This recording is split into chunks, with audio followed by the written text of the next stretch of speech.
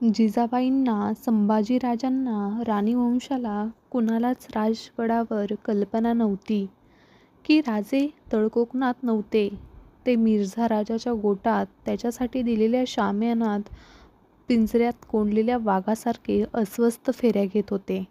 मिर्झा राजाने तळकोकणात तातडीचे पत्र धाडून राजांना कळेपठारावर आपल्या तळात बोलावून घेतले होते.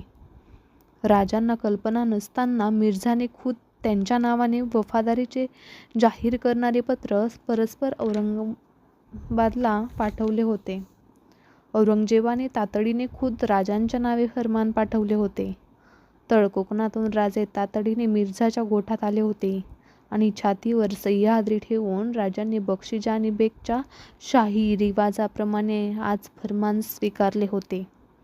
फर्मानाच्या उंटाजवळ गुडघे टेकून शाही थैली खालच्या मानेने टोपावर घेताना राजांच्या संभाजीराजांनी सांगितलेला कळ आठवला होता.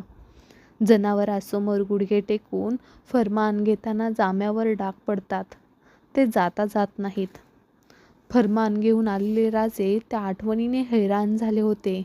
एकसारखे अस्वस्थ फेऱ्या शामियानात घेत होते. एकाएकी ते थांबले. त्यांच्या मनात विचार उठला. शंभूराजे, फर्मान घेऊन तुम्ही आमच्या भेटीस आला. काही न बोलता आम्ही तुम्हाला पोटाशी घेतलं. आज आम्हीही फर्मान घेऊन आलो, पण आम्हाला पोटाशी घेणारं इथं कुणीच नाही. परंतु आपले राजे पण मिर्झाच्या तळावर धुळीत टाकून राजांनी आणि संभाजीराजांनी आपल्या लोकांना जगण्याचा धीर दिला होता. दुर्बलांच्या हक्काचे संरक्षण करणे हेच खरे राजेपण. राजांनी ते पाळले होते. फार फार मोठी किंमत देऊन राजांनी राजेपण जगले होते. मिर्झा राजाच्या हिशोबी शिवाजीराजांचे स्त्रीचे राज्य आता निकालात निघाले होते. सगळा राजस्थानी चिवटपणा पणाला लावून शिवाजी आणि संभाजी हे दख्खनी मावळमणी त्यांनी उचलले होते.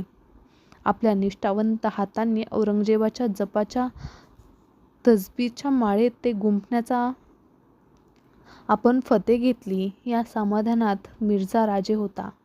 आता त्यांनी रेगिस्तानी पिगट नजर विजापूरकडे आदिलशहाच्या रुखाने वळली. तो पुरा दख्खन पायाखाली रगडायला आला होता. मिर्झा राजाने आपला खास हेजीप राजगडावर पाठवून राजांना आपल्या फौजेनीशी पुरंदराच्या तळावर दाखल होण्याचा निरोप पाठवला. विजापूर चालून जाऊन शाही चाकरी बजावण्यासाठी राजांना त्यांनी आपले तळात बोलावून घेतले होते. राजे राजपुतांबरोबर विजापूरच्या रुखाने गेलेले 2 महिने लोटले. नेहमीसारखे जिजाऊ सदरकाम आटोपत घेत होत्या. मान मोडून एकलगीने बाळाजी आवजी त्यांच्या शब्दाबरोबर शहामृग पीस चालवीत होते. जिजाऊंनी शेवटचा कलिता सांगून संपवला. त्या थांबण्याची वाट बघत बाहेर थोपलेले मोरोपंत पेशवे सदर चौकात आले.